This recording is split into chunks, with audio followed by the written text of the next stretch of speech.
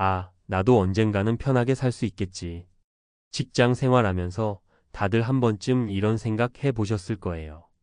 매일 야근에 시달리고 주말에도 쉬지 못하고 회사의 목표와 성과 압박에 지쳐갈수록 은퇴만 하면 이제야말로 내 삶을 되찾을 수 있겠구나 하는 희망을 품곤 하죠.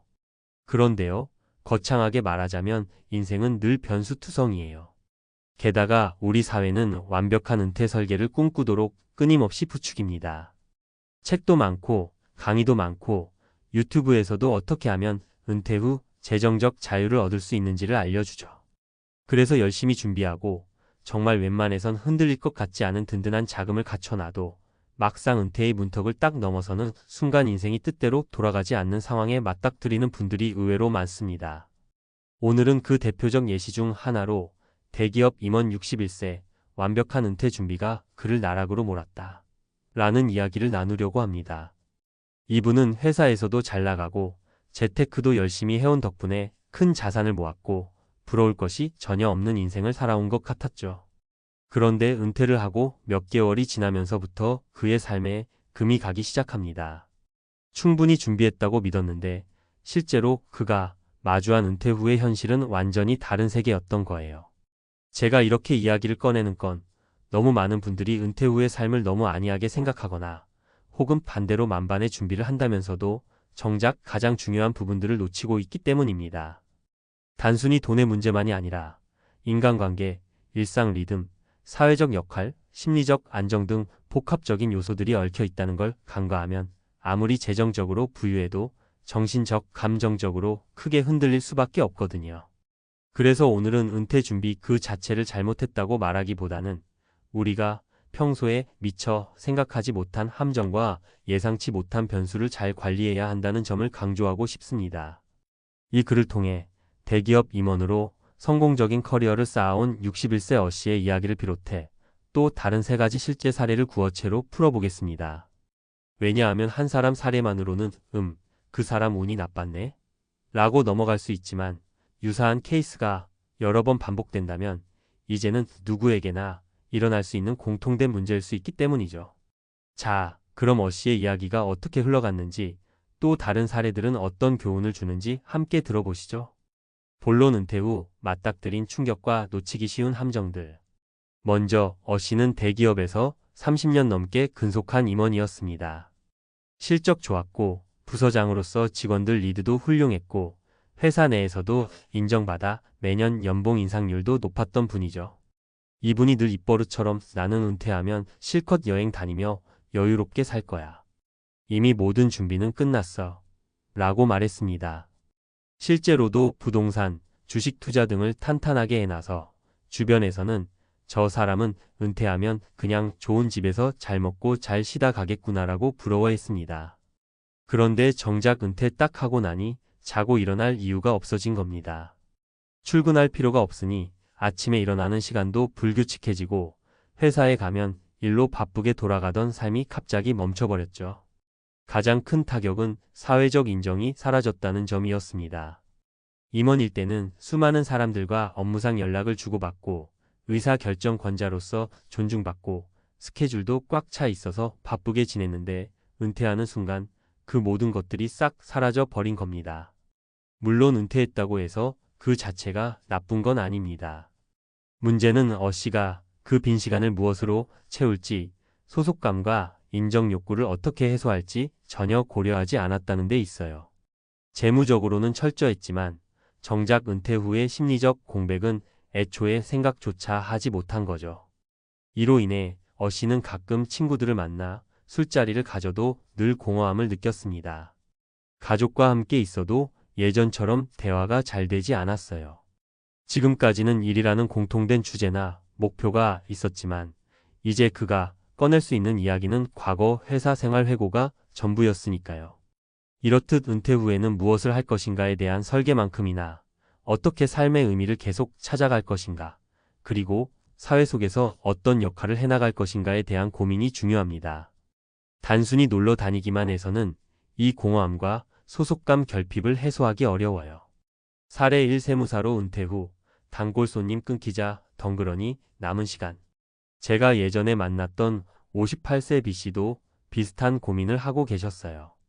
이분은 중소도시에서 세무사 사무실을 오랫동안 운영하셨는데 어느 정도 돈을 벌고 나서는 나도 어느 시점에 문 딱 닫고 자유롭게 살고 싶다고 생각하셨다고 해요. 실제로 58세가 되자 사무실을 양도하고 자신의 표현으로는 화려한 은퇴를 했죠.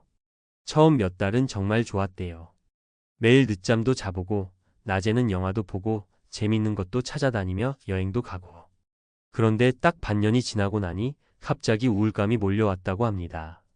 이전에는 사무실에 나가면 상담해야 할 고객이 있고 월말이 되면 결산이고 신고고 뭔가 계속 할 일이 있었죠. 그런데 그 모든 게 사라지니까 하루하루가 너무 길게 느껴진다고 하더라고요. 자기는 줄곧 사람 만나는 게 귀찮아서 빨리 은퇴하고 싶다고 말했지만 막상 은퇴하니 사람 사귀는 것이란 게 단순한 의무가 아니었더라. 그게 생각보다 꽤 큰 즐거움이자 삶의 활력소였다는 걸 뒤늦게 깨달았다면서요. 이처럼 우리는 집안일 하면서 쉬는 삶을 동경하다가 막상 그게 현실이 되면 금세 허전함을 느끼곤 합니다. B씨는 결국 은퇴 1년 만에 동네에서 청소년 대상 세무교육봉사나 지역 봉사단체 활동을 시작했어요. 누가 시켜서가 아니라 본인이 남들과 어울리고 뭔가를 가르치고 도와주는 일에서 삶의 의미를 느낀다는 걸 깨달았기 때문이죠. 이처럼 소속감이 사라진 자리를 어떤 식으로든 다시 채워주는 활동이 필요하다는 겁니다. 사례 이 은행 지점장 출신 재테크로 성공했지만 가정불화 극심. 두 번째로 C씨 이야기를 해볼게요. 이분은 예전부터 주식 투자며 부동산 투자며 재테크를 아주 잘해서 자산만 해도 20억 이상 모으셨던 분이에요. 은행 지점장이었으니 금융 지식도 풍부했고 일찍부터 은퇴 자금 마련을 철저히 해온 거죠. 근데 문제는 은퇴를 하고 나서 가족들과의 관계가 써먹해졌다는 거예요. 왜냐하면 C씨가 회사 다닐 때는 일과 업무상 모임에 치여 집에 제대로 들어오는 날이 드물었고 가족들하고 소통도 별로 없었거든요. 은퇴 이후에는 이제야 가족들과 시간을 보낼 수 있겠지라고 생각했는데 정작 가족들은 이미 C씨 없이 사는 방식에 익숙해져 있었습니다. 오히려 C씨가 나도 같이 가자 하면 굿이요? 아빠 바쁘시잖아요? 라는 반응이 돌아오는 상황이었던 거죠. 결국 C씨는 가족들에게 다가가기 위해 이것저것 해봤지만 수십 년간 대화나 교감이 부족했던 관계를 단숨에 회복하기란 쉽지 않았습니다. 게다가 가족들의 입장에서는 C씨가 은퇴했다며 집안일에 간섭하려 들거나 갑자기 가정 경제에 하나하나 지시하는 걸 못마땅해 했죠. 재산이 많다고 행복이 자동으로 따라오지는 않는다는 게 이 사례의 핵심 교훈입니다. 사람 사이의 정서적 교류와 소통을 무시하고 돈만 모으면 은퇴 후 다 잘 될 거야 라고 생각하면 막상 은퇴 후 가정에서조차 외톨이가 될 수 있다는 거죠. 사례 3 공무원 정년퇴직 후 무기력 증후군 극복하기까지. 마지막으로 D씨는 평생 공무원 생활을 하다가 60세 정년퇴직을 맞이했습니다. 성실했고 직장 동료들과도 불화 없이 잘 지냈어요. 그런데 정년퇴직이 가까워질수록 이제 나의 역할은 뭔가, 나는 어디에 속해 있지? 라는 불안감이 커졌다고 해요. 누구나 공무원 정년퇴직이면 연금도 괜찮고 노후가 걱정 없을 텐데 무슨 고민이 있어요. 라고 부러워하기도 하죠. 하지만 정작 본인은 정년퇴직을 하고 난 뒤 오랫동안 무기력 증후군에 빠져버렸습니다. 하루 일과가 아무것도 없으니 아침에 일어날 이유도 꾸밀 필요도 못 느끼는 거예요. 처음엔 TV도 보고 동네 경로당도 가보고 했지만 D씨 마음 한편에는 내가 여길 왜 와야 하지? 난 아직 늙지 않았는데 하는 어색함이 있었습니다. 그러다 집에서 계속 혼자 지내다 보니 갑자기 허리 통증, 두통 등 잔병 치레가 늘어나면서 정신적으로도 침체가 심해졌어요. 결국 D씨가 이 상황을 벗어나려면 은퇴 이후의 삶에도 내가 기여할 수 있는 곳이 필요하다는 걸 깨달았습니다. 그래서 본인과 관련된 업무 경험을 활용해 지역사회에 조그만 자문 역할을 해주거나 관공서 관련 민원 봉사단체에 참여하면서 내가 이 지역에 필요하구나, 아직 할 수 있는 일이 있구나라고 느꼈다고 해요. 그러고 나니 어깨도 펴지고 확실히 표정도 밝아졌죠. 결론 완벽한 은퇴란 없다. 그러나 삶의 공백을 함께 채워나갈 수 있다. 이렇듯 은퇴라는 건 돈 문제만 해결한다고 되는 게 아니에요. 특히 대기업 임원이나 전문직에서 한평생 바쁘게 달려오신 분들은 갑자기 주어진 긴 휴식이 오히려 독이 되기도 합니다. 일이 사라지고 역할이 사라지고 인간관계의 맥락이 싹 끊어지면 내가 누구인지조차 헷갈려지는 거죠. 따라서 은퇴를 앞두고 계시거나 이미 은퇴하셨다면 아래 몇 가지를 꼭 기억하시면 좋겠습니다. 재무 계획만큼 사회적 심리적 계획도 중요하다. 평생 일하면서 쌓아온 사회적 지위와 일 중심의 삶을 내려놓은 뒤 내가 느낄 수 있는 만족과 보람을 어디서 찾을지 미리 생각해야 합니다. 취미 활동이 될 수도 있고 봉사나 사회적 참여가 될 수도 있고 가족과의 시간을 새롭게 쌓는 게 될 수도 있어요. 가족 및 주변인들과의 관계를 은퇴 전에 미리 다져라. 일만 잘하면 다 되는 세상은 아니에요. 실제로 은퇴 후에는 사람들과 보내는 시간이 더 많아지는데 그 사람이 나와 공감할 준비가 되어 있지 않다면 오히려 갈등만 늘어납니다. 시간을 갖고 천천히 서로 관심을 나누는 연습을 해봐야 해요. 하루를 채울 소소한 루틴과 목표 설정. 출근 시간표가 없어지면 언제 일어나고 언제 운동을 하고 언제 무얼 할지 같은 기초적인 생활 리듬부터 재정비해야 합니다.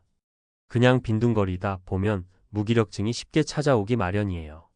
나이가 들어도 배우는 자세를 잃지 말자.